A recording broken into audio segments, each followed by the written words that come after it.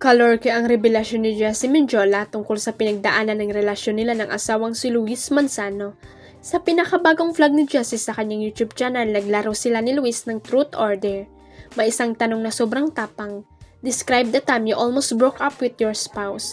Hindi nagpatumpik-tumpik si Jessie at nag-open up tungkol sa panahon kung kailan muntik na niyang iwan si Luis at umabot pa sa puntong nagpaalam na siya kay Vilma Santos, ang ina ni Luis. Ayon kay Jessie, sinabi ko sa kanya either piliin mo yung pamilya mo o piliin mo yung mga kaibigan mo na hindi okay para sa'yo. Dahil sa sitwasyon napilitan si Jessie na magpaalam kay Vilma Santos o Bamski. Sabi ko hindi ko na po talaga kaya, mahal ko po kayo pero hindi na po ako pinapakinggan ng asawa ko. Pero mukhang hindi natapos doon ang lahat. Ilang araw lang ang lumipas at biglang nagising si Luis sa katotohanan. Gradually, nakakala siya sa mga taong yon, dagdag pa ni Jessie, na nagpahiwating na nagkaroon ng pagbabagaw at muling naayos ang kanilang relasyon. Hindi rin pinilampas ni Jessie ang pagkakataon na ibahagi ang bigat ng kanyang nararamdaman sa panahong iyon. Talagang ang bigat sa pakiramdam, yung feeling parang gusto mo lang talagang iwan kaso oo nga pala, kasal tayo. Hindi tayo basta-bastang pwedeng maghiwalay.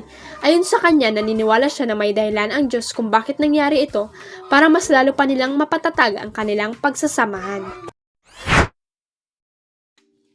Sa sobrang kabisihan dahil sa tuloy-tuloy na trabaho, wala ng panahon ng kapamilya actor-singer na si Kyle Echari sa kanyang love life. Kahit nga raw ang pakikipag-date ay hindi na rin niya mapagtuunan ng pansin dahil sa kawalan ng oras because of his work. Hindi masyadong nakikipag-date. I have really not been exploring my romantic life. To be honest, it's been like that 4 years naman talaga. Pag-amin ni Kyle lang tanungin ng bandera tungkol sa kanyang buhay pag-ibig. Sa ngayon ay hindi talaga niya priority ang magkaroon ng girlfriend dahil feeling niya may heart lang ang sinumang makakarelasyon niya ngayon. Para sa akin kasi I don't want to put myself in a situation na baka masaktan lang kasi yung babae kasi wala akong oras para sa kanya kasi wala rin naman akong oras sa sarili ko. Katuwiran ni Kyle. Explica pa niya kasi masyadong napamahal sa akin yung trabaho ko, so I still got to have room for myself. How am I going to make time for a girl?